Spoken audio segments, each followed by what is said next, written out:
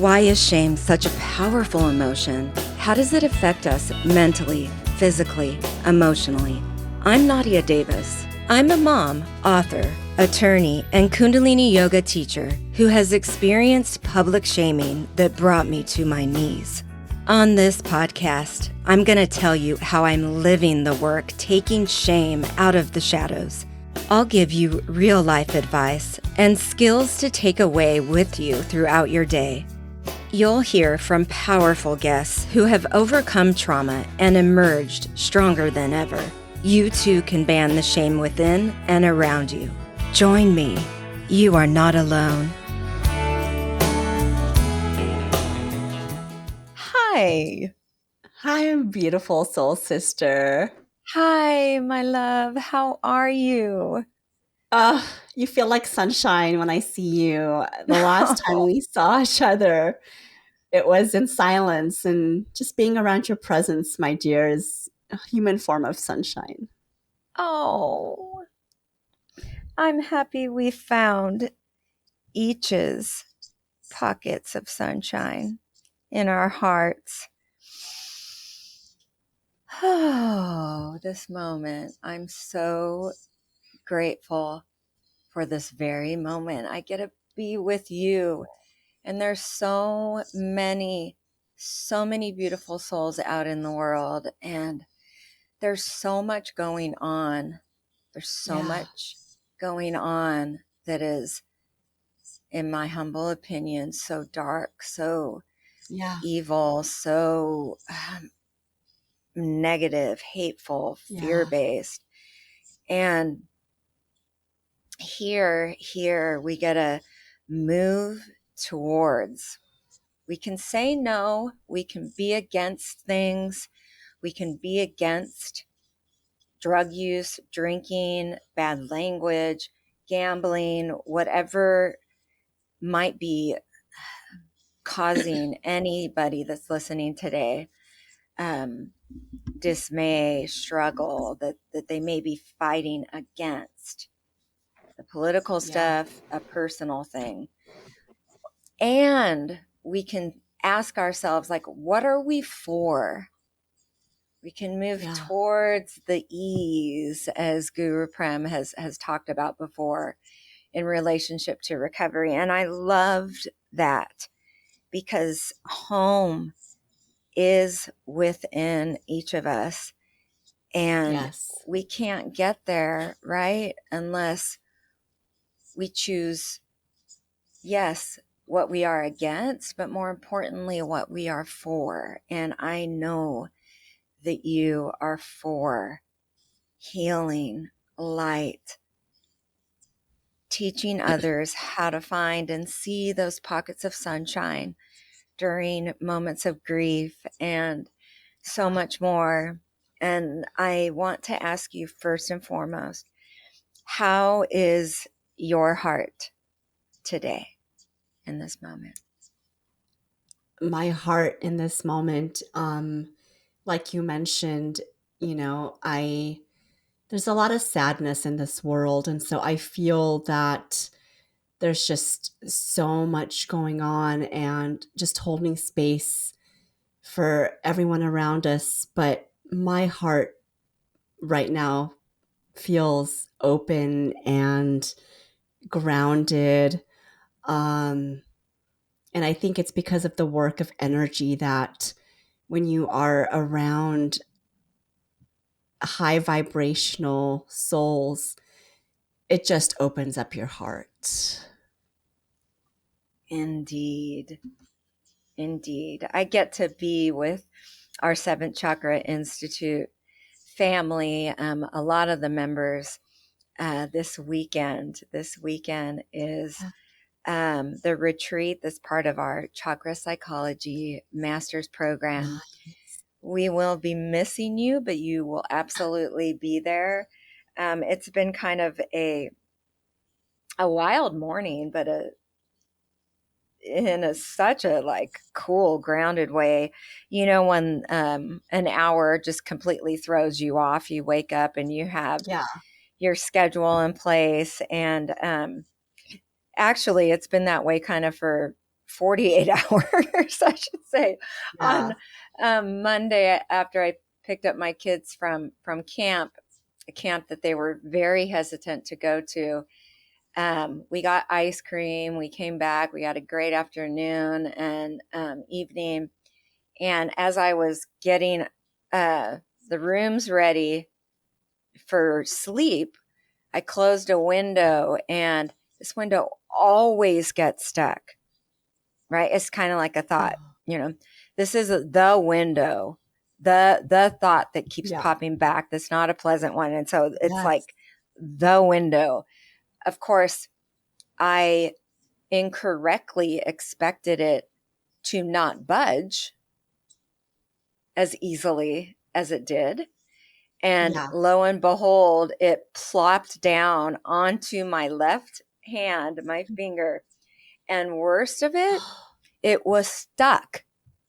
I couldn't release my fingers and Oh, was pushing it up and was in shock. It's like a horror film. And oh my shouted goodness. help. My sons came and got it out, and lo and behold, it did crush a finger that's fractured. The others are just badly sprained, thank goodness. That was unexpected. So you'll see my wrapped up hand in the video if Oh, you're doing that. It is perfectly okay. The beauty of it, just like when we have a thought, right? So thought gets stuck, yeah. bounces Yeah. down. It has its effect. We may spin for a little Yeah. bit. We may get uprooted. We may be like, "What was that?" Um, Yeah. I saw my sons saying and doing things that were so loving that Yeah. my ego wants to say, "Oh, they got that phrase from me," but in their heart of Yeah. hearts, they were so beautifully like they took charge. They were in their element, in love, and showing such compassion. Um, I did go to urgent care, and they took care of it. The doctor's there. And so the last couple of days, they've just been, no, mom, don't pick that up, and carrying bags in. And Aw. this morning, they did not want to go to camp again. And Yeah. I had this interview. I had to do a couple of errands, and it was one of those moments that lasted longer, just like a thought. We Yeah. did make it back here. They are here. There were some technical difficulties and a little bit of interruptions. And just sitting here now in this moment, knowing that we are connecting, knowing my Yeah. sons are okay. We had a hard couple of days, but turned them into learningful, loving Yeah. moments, and remembered everything there is to be grateful for. Um, Absolutely. yeah, so I could have been ashamed that there was technical difficulties. I could have felt Yeah. defective going Yeah. into the yoga retreat with this screwed up hand. I need knee Yeah. surgery, shoulder surgery, all those stupid things that can cause us a feeling of defectiveness. Yeah. When we recognize the thought and we get ourselves from not being stuck in it, we can choose love through checking in with our home base and move to light and love. And so with so much going on in the world, this is nothing. Yeah. Nothing. Yeah. I'm so happy that your heart is good. And what has been happening in your life before, actually, I want to brag about you. Can I? A little Yeah. bit? You're so sweet. Okay, I've had Sure. Dr. Monica Krishnan, a pharmacist, on the podcast before, and we met through Seven Chakra Institute. Our energies connected. She has done so much. I love that she's a Bruin. She's a clinical pharmacist with over 25 years of experience. a mental health and grief advocate, a medical writer, a speaker, and her book was released since we last talked, Finding Pockets of Sunshine, a beautiful children's book about mental health and grief. And I would love for you to just begin with, what has that journey been like, from being in clinical, work at UCLA to writing, going through your own horrible Yeah. grief, losing your husband, to putting the experience in a book, releasing it, Yeah. and today. Aw, thank you for your kind words. So, I would love to start off with a little bit of my story. So, my work actually, the work of mental health advocacy and grief began in 2017 when I did my very first podcast episode. It was my first public speaking opportunity where the host wanted me to share my story. And so my story is, in 2011, I lost my husband, the father of my children, to a rare form of cancer. I now found myself a solo parent to two little girls. They were aged 3 and 5 then. I battled high functioning depression, Nadia, for 7 years. So when we talk, and you bring in so much wisdom on shame, I felt shame that I was depressed. I felt shame of my no longer marital status. So I went through a really tough journey of my own mental health. Um, you know, and in 2017, something sparked in me when I was like, huh, am I using my voice and my story to share with the world? Can it help one person? Can this shine light, some sunshine into this very heavy topic of grief and mental health? And then in 2019, I met Priya Jain. And I want to say that she changed my life. I had realized I still had so much trauma healing to do, Nadia.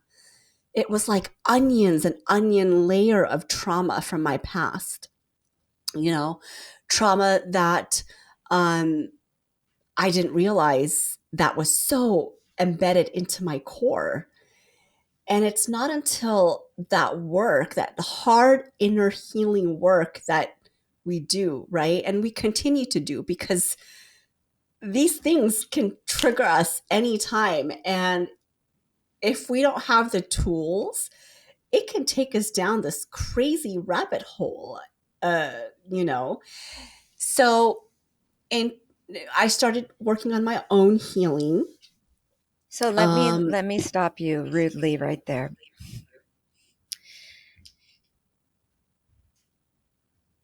Did you recognize how you were holding this shame syndrome, I like to call it, in Yeah. in your body, before you met her? How was that, like, manifesting physically in your life? How did that shame, like, energetically feel in your body, so other people listening can perhaps identify and say, oh, that's what that is? Yeah. I would feel it a lot in my stomach. Hmm. And I would just feel like this like weird pit in my stomach. Um, and I think my energy was always just low. Like I was just moving day to day, like just kind of like a zombie, um, survival mode. Oh, your lower triangle. Yeah. your self-preservation Yeah. and your root, and the sacral is all the emotional waters where And I think also mm, when we talk about the home within, I was detached from the home within. I was living in fear mm, based. I was well, our disconnected heart to, closes in yeah, I loss. was disconnected to safety. You know, yeah, we Mm, feel safe in our homes, the outer world, but inside, I was feeling very unsafe. And then a lot of it came through, you know, hoping and wishing that there were certain people in my past that would, I would hope they were protecting me, mm, but it was the opposite. And so I was so disconnected from the fear, the feeling of safety.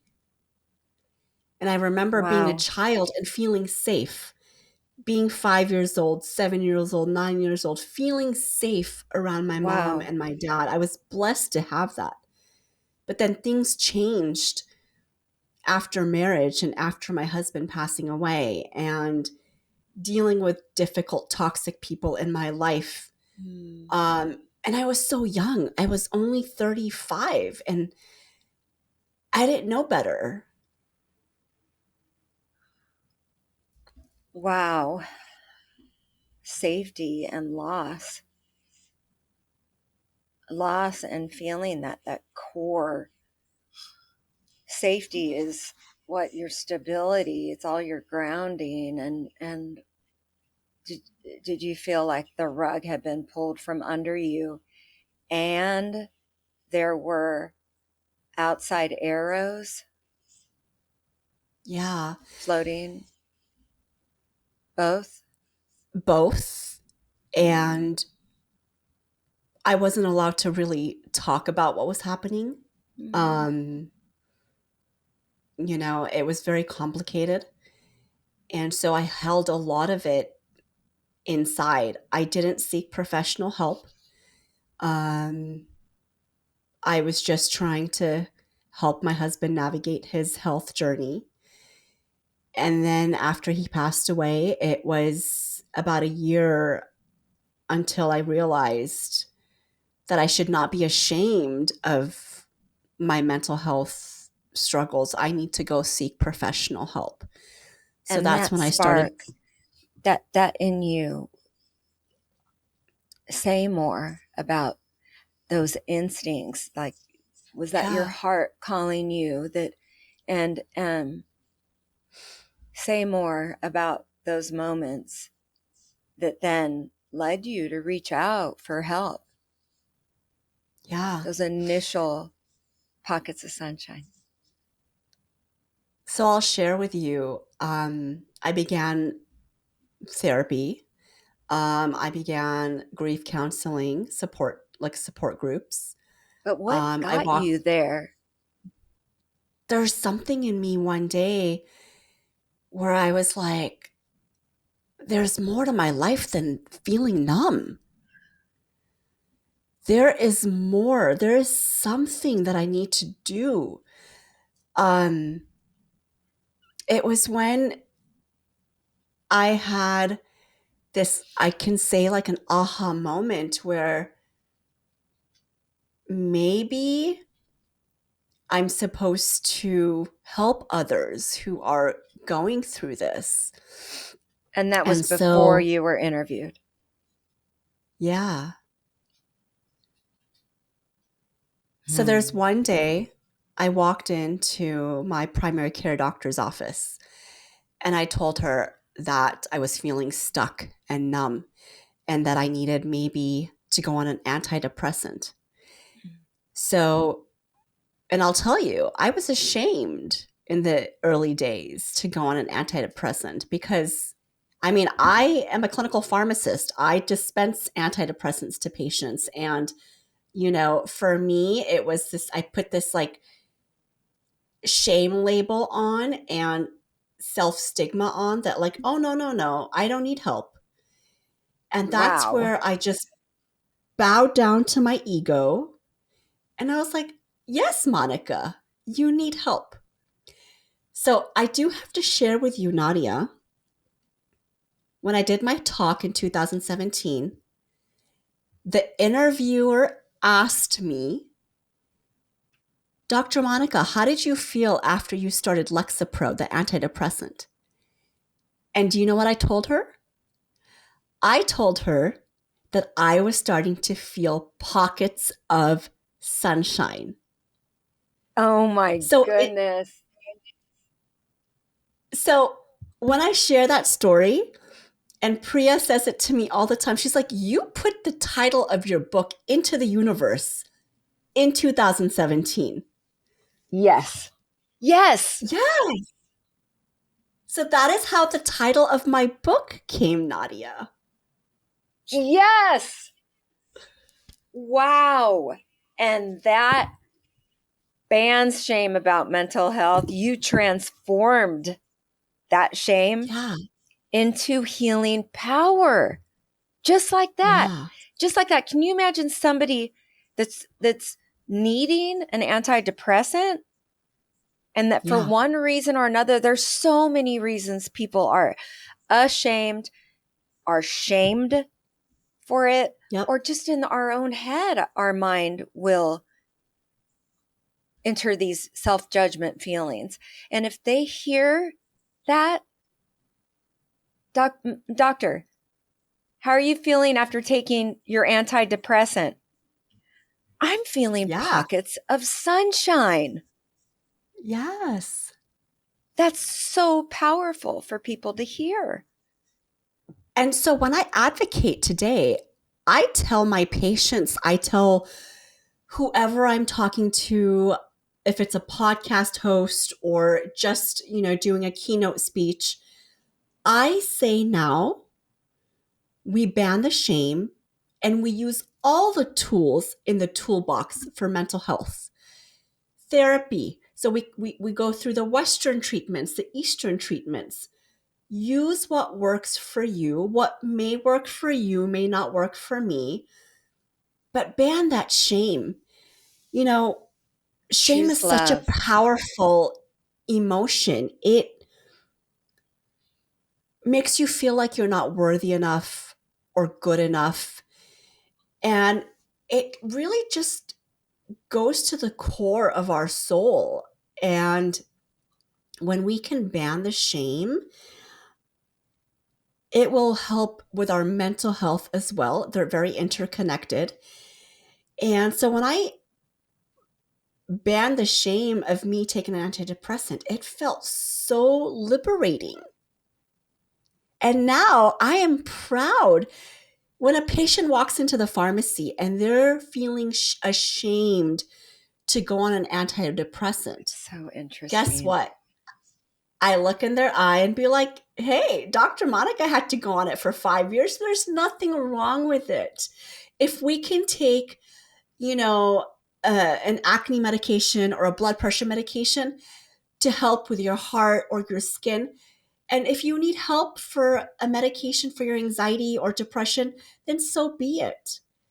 Find that trusted doctor, that trusted provider, and use whatever you need to help your mental well-being. So energetically, you said you felt lighter. You felt did your heart begin to open? It And did. how did those around you were still the same? How did you walk with those pockets of sunshine in that same then environment, and how did that energetically change, and was there a wave back and forth with opening your heart, keeping it open, and then it having to close? And what was that phase like?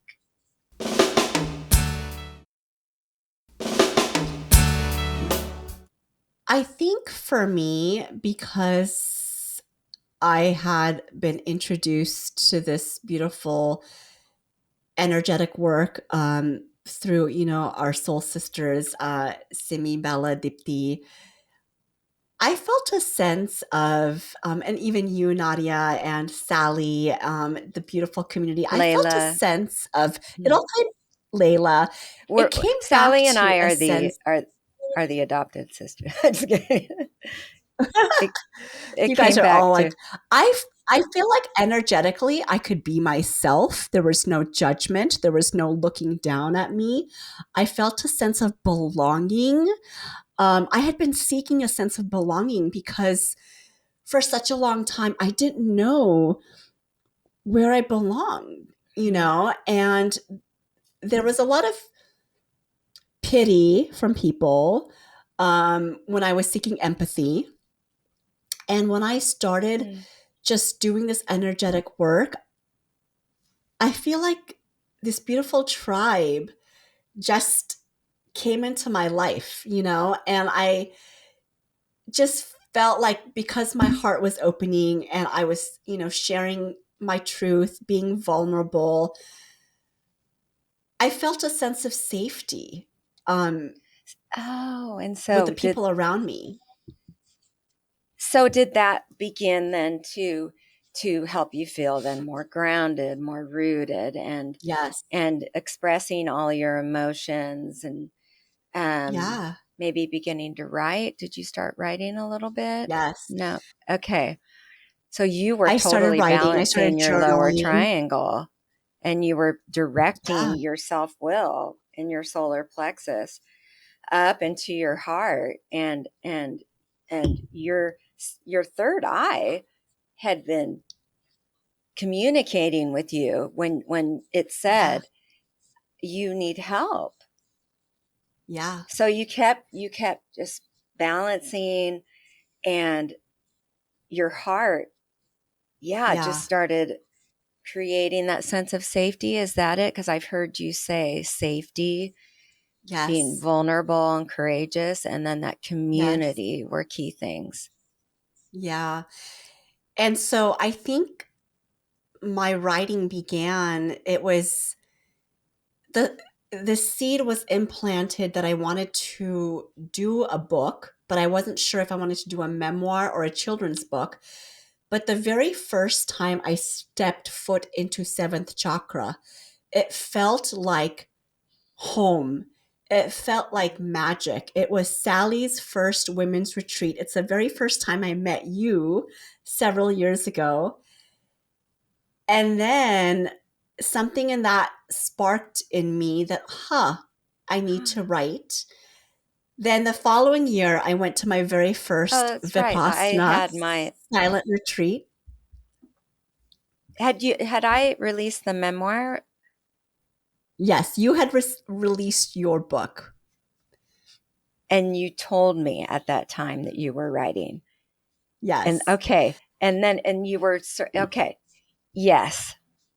Yes. I'm remembering it all now. And so After you my continued. first, my silent retreat, my first one with Mhm. Priya and Peter, um, I think it was 3 years, 2 years ago, or 3 years ago, is when you're sitting in silence, right? And so you're sitting with your thoughts, you're sitting with yourself in 4 days of silence, and it's the hardest thing. And then when you get to stillness, I feel like the story of finding pockets of sunshine downloaded in me. And literally, the incredible team who helped me with my book landed in my lap. I didn't know the first thing about doing a children's book. I mean, I'm a medical writer. I write medical stuff. I don't know how to write a children's book. I meet this incredible team and they help me bring my vision to life. Wow. And what I wanted for this book is to make it multicultural, multi-generational, meaning you could be any age to read it.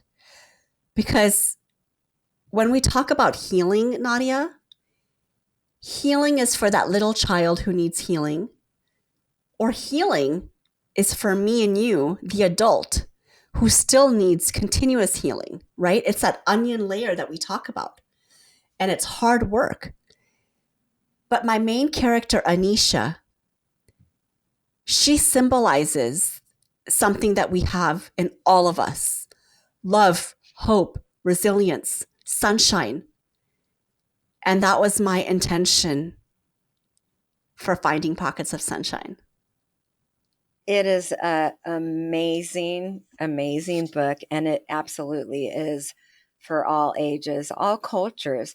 I have it in my book basket next to my bed where my children come and read with me. It's one of maybe 5 selected children's books, and Anisha resonates in so many ways with your story. Yeah. With how was it finding a pocket of sunshine, or was it listening to the sunshine? And in the calm, in the quiet, in the silence, when we're open to hearing, to receiving,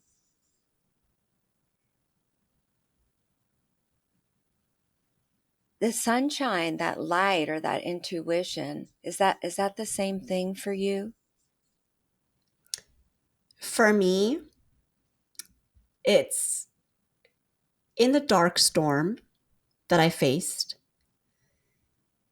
Now, looking back, many years later, there were pockets of sunshine. I was seeking sunshine. Okay. And it was, the incredible support system from my parents and my brother. It was my 2 daughters were my sunshine, for the reason to get up in the morning and, get up and do what I needed to do. It was someone who was so kind and said, "Hey, Monica, I'm dropping off some lasagna to your front door so you don't have to cook." It could be the incredible person who gave me my first job after taking 2 years off because I had to care for my husband. So I had a hard time finding a job. And I realized those were all pockets of sunshine during my dark, dark moments. And so in the book, Finding Pockets of Sunshine, Anisha suffers a huge loss in her life, her father. And along the way, she finds pockets of sunshine in her healing journey. And she finds that sunshine through her grandparents, her mother, her dog, her friend Lyric, who has gone through something similar, her teacher, Miss Maggie, introducing her to a beautiful butterfly garden, and then just embracing the new normal. It's not easy. It takes time, but then getting to a place of acceptance and embracing the new normal, which is very symbolic to my own journey. So it's such a gorgeous story, and it symbolizes so much. Look to the love. Don't look to the hate. Find the light and pull yourself out of the dark. Now, today, I want to ask you, how does having gone through that process, and perhaps going through it, repeating that when dark or challenging times come, right? Because we can have that home in our heart and we can have beautiful experiences of love and light. And after having safety, having trust in that for a Yeah. period of time, when the darkness shows up, when shame shows up, when challenges show up, how has it changed your experience of them now having safety, now having your home within, and being where you're at now in every way, professionally, and where your daughters are at now, and just personally in your heart? Is the experience with those different? I think first and foremost, I celebrate Monica. I celebrate Monica for what she's gone through, where she is today. And sometimes I talk to my younger self, my 36-year-old Monica, and pat her on the shoulder and be like, wow, we did this, and So I is this felt that your last, daily, like your home? I call it the home office check-in. Is yeah, this your daily practice?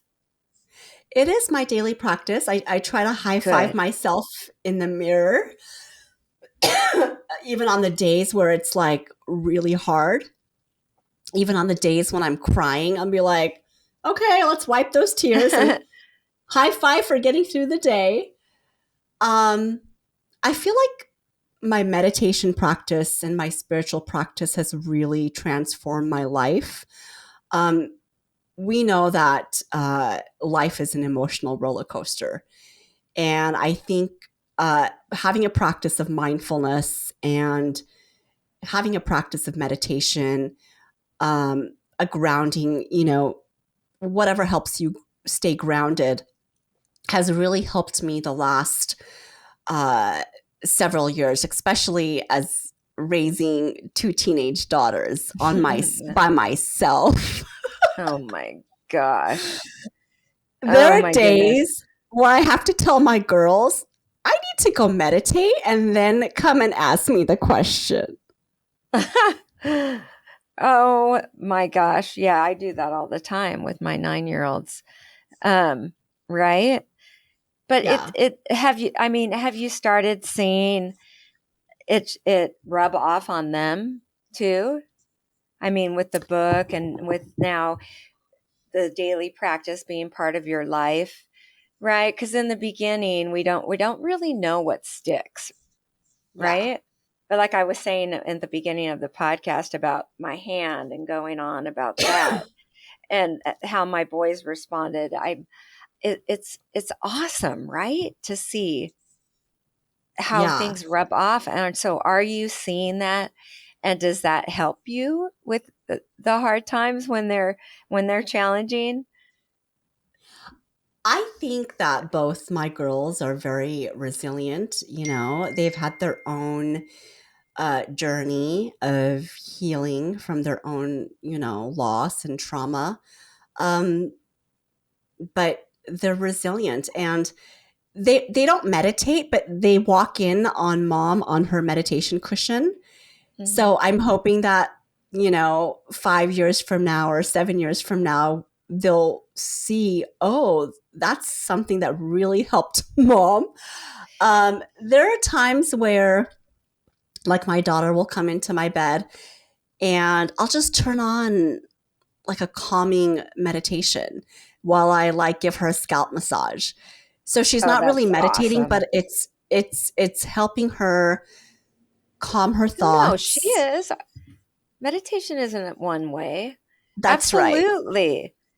Absolutely. I think mine sometimes do that when they're just bouncing the ball. I mean, right? Yeah. It's in any way that they're right rhythmically slowing their breath down in any way, Yeah. right? Well, one other thing that I've been doing is I've been spending a lot of time in my backyard in nature. So I'll tell the girls, hey, let's go step out into nature for 10 minutes. Let's put Yes, our I love devices down, and let's just go like look at the plants and look at the grass and hear the Mhm. birds chirp, right? And that brings me back to seventh That's the chakra best. and being in the beautiful nature and hearing the hummingbirds and watching the spider make a spider web. I'm like, that is medicine, being outside. Right.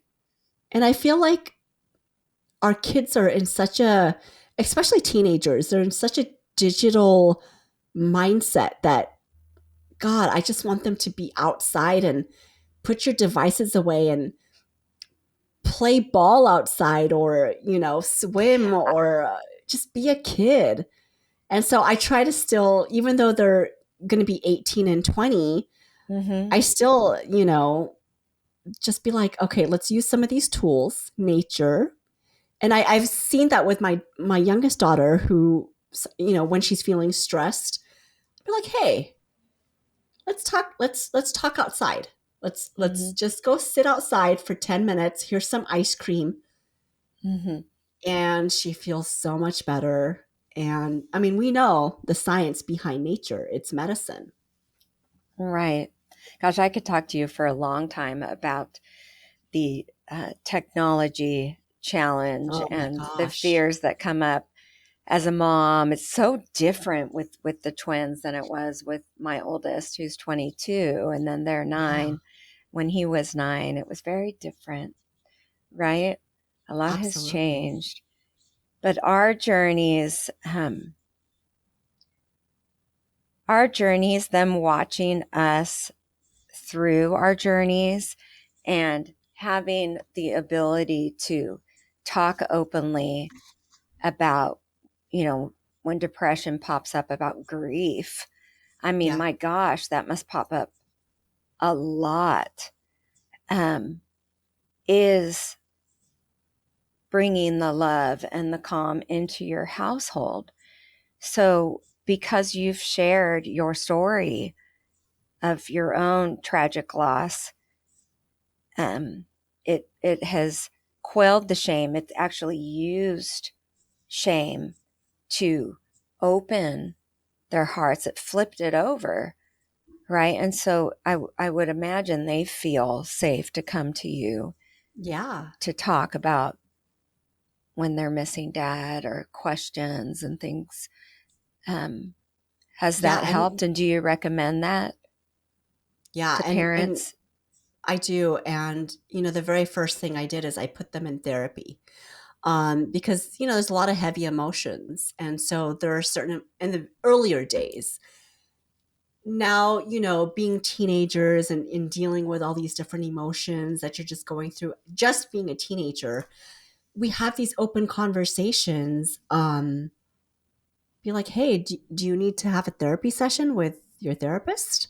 Right? Like Um, we didn't have that language. I didn't have We that. didn't have that until, right? We had to go through our Yeah. own So that's process. one thing that I really like. That's And because, fascinating. That's because so I do the work, powerful. because I do the work and the advocacy work on mental health, like having open mental health conversations is so is so big in my home. Like I'll even tell my daughters, like, you know, high school is hard. And so I'll say, do you need a mental health day off from school? Because, you know, you can take a mental health day. And so we have that in our That's home. Like awesome. that mental health day would be to get some rest, sleep, Hmm. and get rejuvenated Yeah. and just having and so they'll Right. be like, Eat Mom, is it healthy okay if I take meals. tomorrow off because I need a mental health day? I'm like, Yeah. sure. That's awesome. That's awesome. Yeah. That's amazing. Because guess And what? When you are dealing with like, blood pressure issues or you've got the flu, you take a day off, right? You take a day off if you've got a fever. So why can't you take a day off, you know, once in a while as a mental health day? That should be well, and it normalized. does manifest in our body. It It does. does. right? The emotions are the energy, and Yeah. all the chakras, everything responds. That's beautiful. So what are you up to that's new these days? I see a lot. What are you most excited about? I think I'm really excited about taking my public speaking to the next level. I did a mental health talk in May in Florida for a nonprofit where I shared my story and I talked about my mental health advocacy work.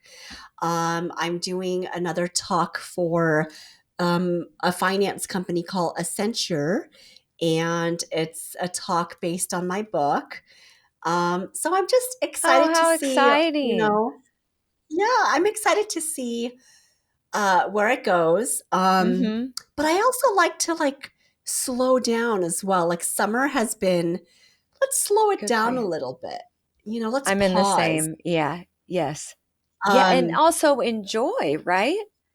Have you sat? I'm yes, so glad you do the high five, because yeah, we don't need the next big thing. We need now to acknowledge what is here right now and what you've done, yeah. right? It's amazing. And look, And you're a minority woman that's a mental health advocate. I mean, that is amazing and so unique, and we need you to be advocating.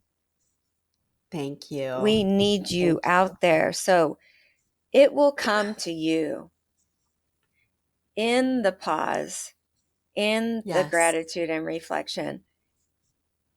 That's that's it. That's all you need to do, is Yeah. be exactly what you are. I And think it so many people suffer in silence.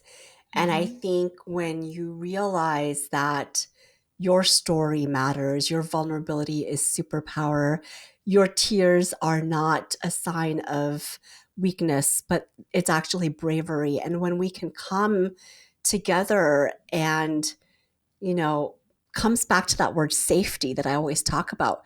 Do I feel safe talking to this person about my emotions? And the moment you feel safe, your heart just opens up, Nadia. It's so And interesting, it that is. point, right? Because I still struggle to connect there and to share feelings. And are you just getting on and recording when you're in an emotional, or like we need to cry and it pops up, the Oh, yeah. loss, the grief.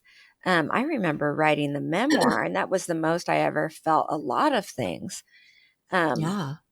and the loss of my father and my best friend. And so it's like, when those times pop up, are you are you willingly going and sharing, like, I'm really struggling right now, and this is what I'm going to do, this is what I Yes. did in the past, this is what I'm doing today, to Yeah. create that safety for myself, right? Within So I'm yourself. so blessed that I have, you know, these beautiful soul sisters who I can call up and be like, "Hey, I'm Mm, struggling with this." You know,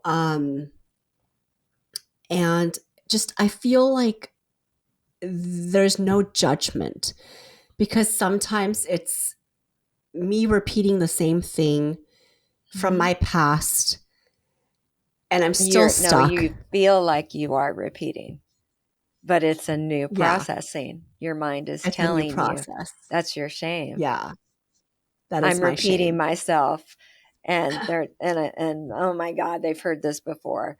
That's what stops Yeah, us. yeah. So they'll hear you out, and you They'll can hear me repeat as out. much as you want. Exactly. And it's like food for the soul. You walk away from this conversation and you're like, ah, I could breathe. And so I have just been so incredibly blessed. And then, of course, the work I do with Priya is transformational. She has helped me so much to channel such heavy, heavy emotions, some very dark things that I could not even touch until she came into my life. They were blocked. You were blocked. They were blocked. And the moment she had me doing these kriyas and all this inner healing work, then the blockage opened. And that's when the creativity started to flow out of me. The Dharma work of how do I show up in this world, advocate for mental health, advocate for grief, bring this book into the universe. But it is not until my blockage was starting to crack open, could I do this work? And in your heart,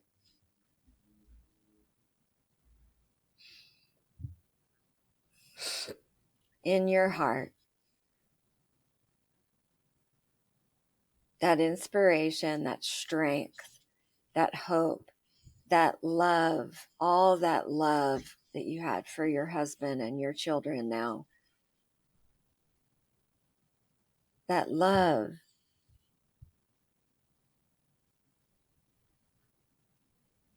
that pivotal time of when it's so painful and you're sharing it and you're opening your heart, right? It's opening your heart and feeling it all. Yeah. That then was the turning point. Are you most passionate? Are you most connected to another when you are connecting right there in your heart to being vulnerable?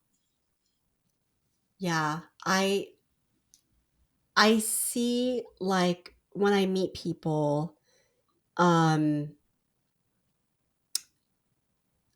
just feels like energetically I can tell, like, if this is somebody that I want to spend time with, or if I don't want to spend time with. So my body is able to sense that now, and I think with my heart open, I'm just excited for what's to come for me. My youngest daughter is gonna go to college next year, so then I'm gonna become an empty nester. Wow. So yeah, so I am just like, okay, in the fall? like I have one more year for Anya to, but I'm dreaming about, what does Monica want? What does Monica want to do? Does Monica want to start dating again? Does Monica want to go on a trip? There's so many things, and I'm like getting excited. I'm getting excited. I want to take my spiritual work to the next level as well. So there's more to Monica. What is to come for Monica? And I'm excited for her. How exciting. We can't wait. And we hope if you do like a sabbatical and time, we hope that you have a book number 2. We hope that you take that time to maybe write and more. And thank you for your work. Thank you for your beautiful book, Finding Pockets of Sunshine, available wherever books are sold. I know that you can get it on Amazon. Yes. And check out her work. If you need a mental health speaker, her link tree as well as the Amazon link to her book are in the notes for this podcast episode. And I love you. Is there anything else you want to say or share with the audience? Thank you, Nadia, for having me again. I always say you are truly a human form of sunshine. I'm so blessed to be here today with your incredible audience. And to whoever's listening, just remember that you are worthy, you are enough, And do not let the shame take over your core, your soul, your being. Continue to ban shame the way Nadia empowers us, and, just look in the mirror and high five yourself. I learned that from Mel Robbins, and it's something that, I teach my kids too. Just Raise your we right are our hand. own worst critics in life. We don't give ourselves enough credit for all that we have overcome to get where we are today. So celebrate you, choose you, love you. Yes. Here we choose love, the voice of our soul. That's what we do. Okay. Yes. I love you. You are not alone. If you are dealing with shame and trauma, please reach out to me through my website, nadia-davis.com. You can get a free Ban Shame tip sheet and find out about upcoming events. I'd love it if you picked up my book, Home is Within You, wherever books are sold. If you like this podcast, please tell a friend, leave a review, and make sure to follow me on Apple, Google, Spotify, or wherever you get your podcasts. Sending warm hugs.